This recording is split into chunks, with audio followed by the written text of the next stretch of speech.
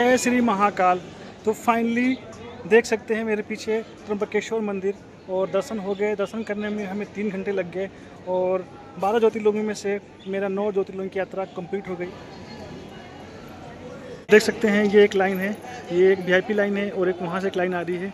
तो इस तरह से हर हर महादेव, हर महादेव। जय हिंद दोस्तों, सभी प्यारे भक्तों को हर हर महादेव।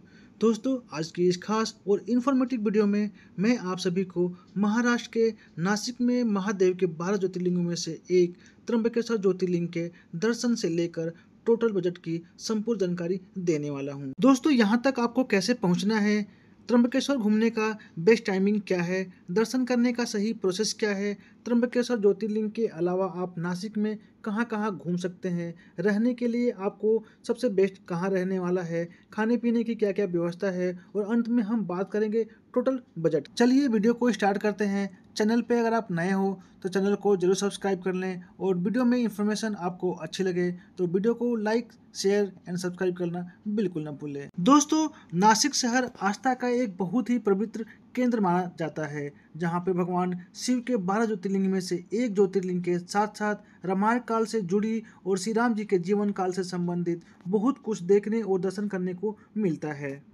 नासिक में आप त्र्यंबकेश्वर ज्योतिर्लिंग के अलावा तपोवन, पंचवटी, रामघाट जैसे प्रमुख जगहों को आप एक दिन में घूम सकते हैं। उसके लिए आपके पास पूरे दिन का समय होना जरूरी है। नासिक से त्र्यंबकेश्वर ज्योतिर्लिंग की दूरी लगभग 30 से 35 किलोमीटर के आसपास है और वहाँ पे आप एक दिन में दर्शन करके वापस नासिक आकर पूरे नासिक शहर को आप घूम के वापस अपने शहर के लिए जा सकते हैं। दोस्तों, त्र्यंबकेश्वर ज्योतिर्लिंग दर्शन करने के लिए आपको आना होता है नासिक, और नासिक में जो नियरेस्ट रेलवे स्टेशन है वो है नासिक रोड। नासिक रोड से नासिक शहर 7 किलोमीटर की दूरी पे है और स्टेशन से मंदिर लगभग 38 किलोमीटर के आसपास है।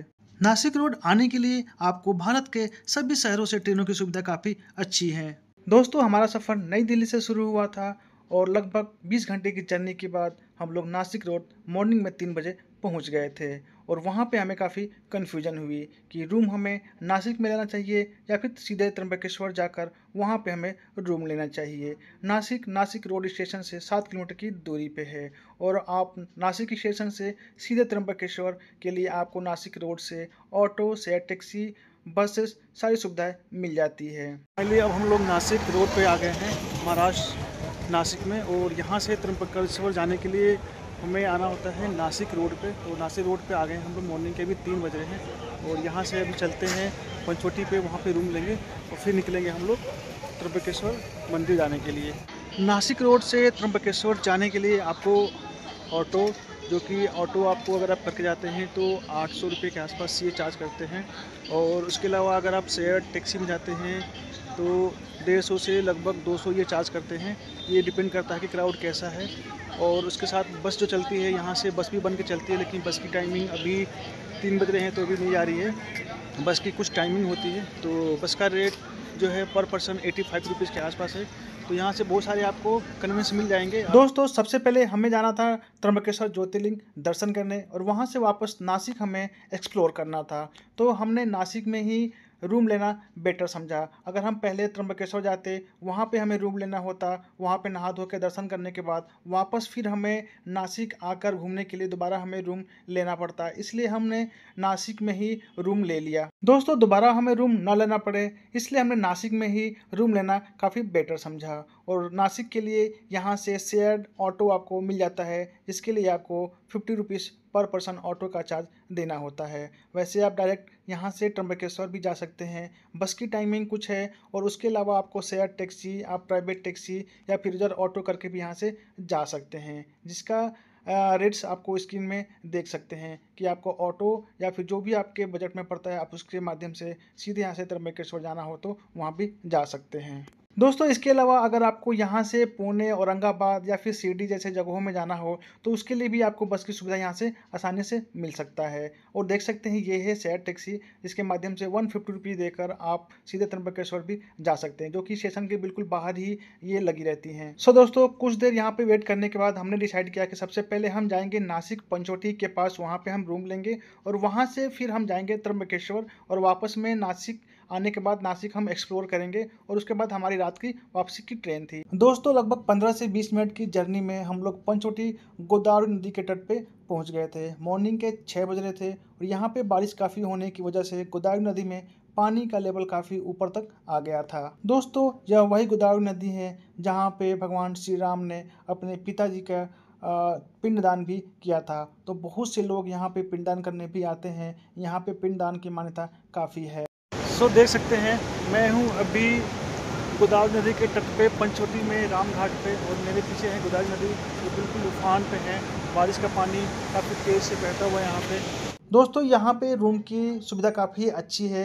पंचवटी में गोदावरी नदी यानी कि राम घाट के आसपास में आपको रूम 700 से 1000 रुपये के बीच में आसानी से मिल जाता है। तो यहाँ पे हमें थोड़ा सा महंगा रूम मिला। हमें यहाँ पे 1400 रुपये में रूम मिल गया, जो कि बिल्कुल राम घाट के 100 मीटर की दूरी पे ही था और यहाँ से बस स्टैंड भी पास था, जहाँ से हमें त्र्यंबकेश्वर के लिए बस लेकर जाना था। तो देख सकते हैं ये है हमारा रूम। काफ़ी खूबसूरत रूम है, साफ़ सुथरा AC वाला रूम हमें 1400 रुपये में मिल गया।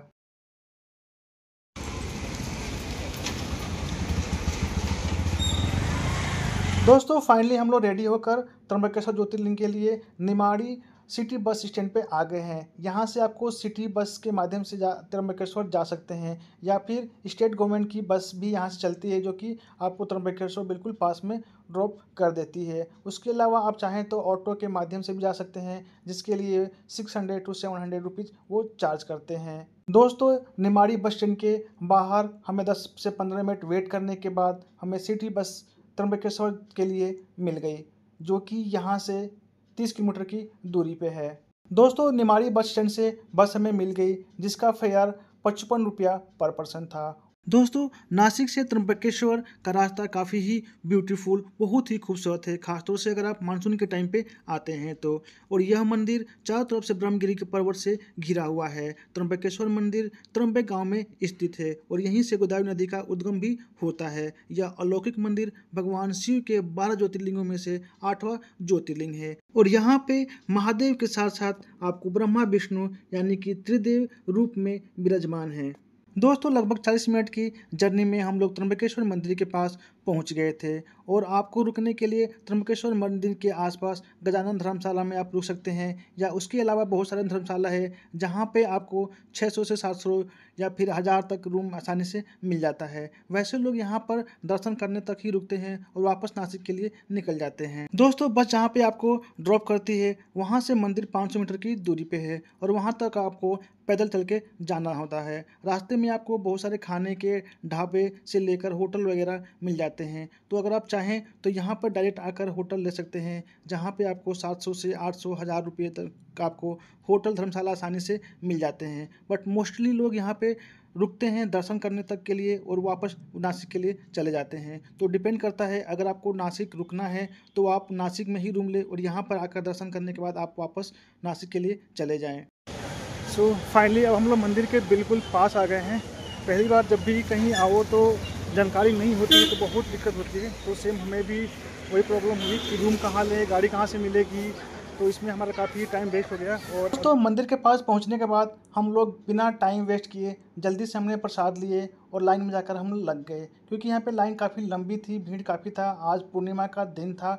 तो आप देख सकते हैं ये है मंदिर का मेन गेट, लेकिन मंदिर में दर्शन करने के लिए पीछे से एंट्री होती है। अगर आपको VIP दर्शन करना होता है तो आपको यहीं पे राइट हैंड साइड में आपको काउंटर है, वहाँ से आपको VIP पास लेना होता है और यहीं से आपको VIP एंट्री करनी होती है। और यहाँ पे चप्पल स्टैंड भी है। वैसे आप चाहें तो जहाँ पे प्रसाद लेते हैं वहीं पे अपना बैग वगैरह या फिर चप्पल यहाँ पे जमा करके दर्शन करने के लिए जा सकते हैं।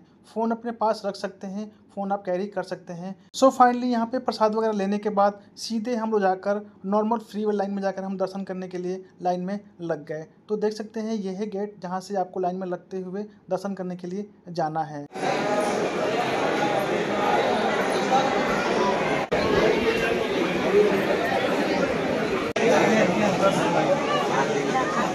हर महादेव, बहुत भीड़ है। लगभग 1 घंटे हो गए और अभी तक हम लोग सिर्फ 2 हॉल पार किए हैं और ऐसे अभी 2 हॉल और पार कर रहे हैं, देख सकते हैं। सो फाइनली 2.5 घंटे लाइन में लगने के बाद हम लोग गर्भगृह के बिल्कुल पास में आ गए हैं और यहाँ पे आपको कोई भी पूजा पाठ जैसे कि रुद्राभिषेक या फिर काल सर्पदोष का यहाँ पे पूजा पाठ कराना हो तो स्पेशली यहाँ पे करा सकते हैं। दर्शन जल्दी से हो गया क्योंकि यहाँ पे भीड़ काफ़ी थी, रुकने नहीं दे रहे थे और गर्भगृह जो शिवलिंग है काफ़ी नीचे की तरफ है, तो अगर आपको साफ दिखाई नहीं दे रहा है तो ऊपर की तरफ शीशा लगा हुआ है, वहाँ पे आप शिवलिंग के दर्शन पूरा आसानी से साफ कर सकते हैं, जो कि जगह जगह यह काफ़ी मेंशन भी किया हुआ है। तो देख सकते हैं फाइनली दर्शन हमारे हो गए और दर्शन करने के लिए आप नॉर्मल लाइन में हमें आना पड़ा था, जिसमें हमें 3 घंटे दर्शन करने में लग गए। और अगर आप चाहें तो VIP पास भी लेकर दर्शन कर सकते हैं, जो कि 200 रुपीज़ का VIP पास है। तो उसमें अगर आप आते हैं तो आपको मुश्किल से 30 से 40 मिनट में आपके दर्शन आसानी से हो सकते हैं। देख सकते हैं एक ये लाइन जा रही है। दोस्तों, त्र्यंबकेश्वर ज्योतिर्लिंग के दर्शन करने के बाद आप पास में ही कुशावर्त कुंड जा सकते हैं। त्र्यंबकेश्वर में स्थित यह बहुत ही पवित्र जल कुंड माना गया है, जिसे गोदावरी नदी का उद्गम स्थल माना गया है।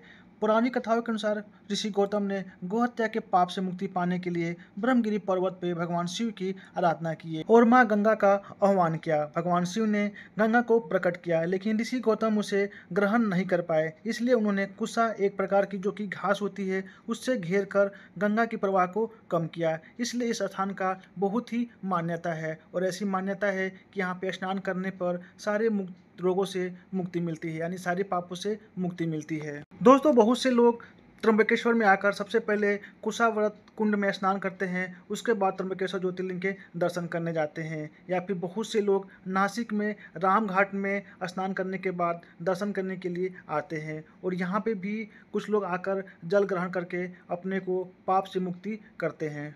दोस्तों, इसके ठीक सामने ही ब्रह्मगिरी पर्वत है, जिसकी बहुत सारे लोग ट्रैकिंग भी करते हैं। जहाँ पे गोदावरी नदी का उद्गम स्थान है, जहाँ से गोदावरी नदी निकलती है, उसकी ट्रैकिंग भी होती है, लेकिन उसके लिए आपको पूरे 1 दिन का समय लग जाता है आने और जाने में। ट्रैकिंग काफ़ी ही टफ है।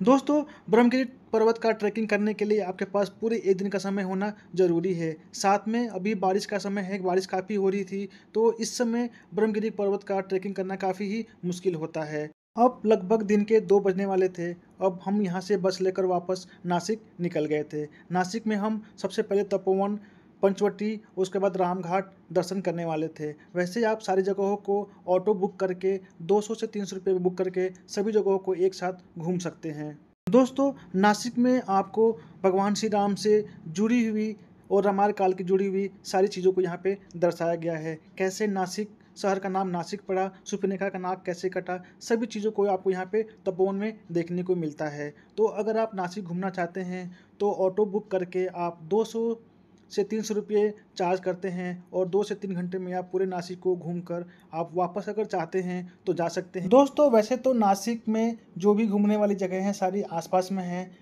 तपोवन नासिक पंचवटी से 3 से 4 किलोमीटर की दूरी पे है, जो कि आप ऑटो से 100 रुपीज़ पे करके आसानी से आकर जा सकते हैं। सो देख सकते हैं ये है कालाराम मंदिर और यहाँ पे हम लोग अभी दर्शन करने के लिए आ गए हैं, तो चलते हैं अंदर और दर्शन करते हैं, जो कि काफ़ी नासिक का एक फेमस मंदिर है। सो देख सकते हैं कालाराम मंदिर दर्शन करने के बाद अभी हम लोग आ गए हैं पंचवटी, जहाँ पे आप 5 बरगद के पेड़ देखने को यहाँ पे मिलता है, जिस पे सभी पे 1-1 नंबर लिखा हुआ है। और यहाँ पे ऐसा कहा गया है कि मान्यता है कि वनवास काल में माता सीता के साथ भगवान श्री राम यहीं पे अपना वनवास काल के कुछ दिन यहाँ पे गुजारे थे। तो देख सकते हैं यहाँ पे आपको पंचवटी यानी 5 वट के वृक्ष देखने को मिलते हैं, जो कि ऊपर आपस में एक दूसरे से जुड़े हुए हैं और सबके नंबर यहाँ पे 1, 2, 3, 4, 5 यहाँ पे मेंशन किए हुए हैं। दोस्तों, देख सकते हैं यह है सीता माता गुफा, जो कि पास में ही है और यहाँ पे वनवास काल में माता सीता ने कैसे अपने वनवास काल के दिन यहाँ पे गुजारे थे वो यहाँ पे देखने को मिलता है।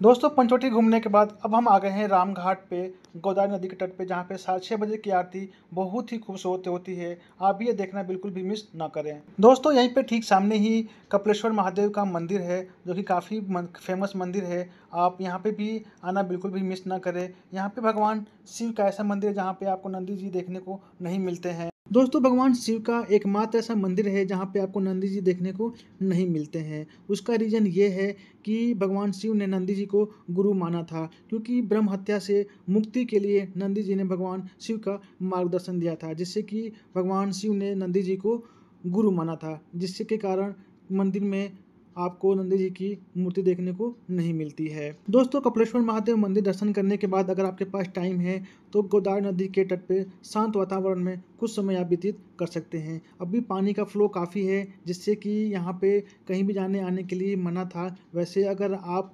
मानसून के अलावा आते हैं तो यहाँ पे आप स्नान भी कर सकते हैं। यहाँ पे राम घाट और लक्ष्मण 2 घाट है, आप चाहे तो यहाँ पे स्नान भी करके दर्शन करने के लिए जा सकते हैं। सो दोस्तों नासिक टूर में बस इतना ही। आशा करता हूँ कि दी गई इन्फॉर्मेशन आपको अच्छी लगी है, तो वीडियो को लाइक शेयर सब्सक्राइब करना न भूलें। तब तक के लिए Har Har Mahadev. Thank you so much.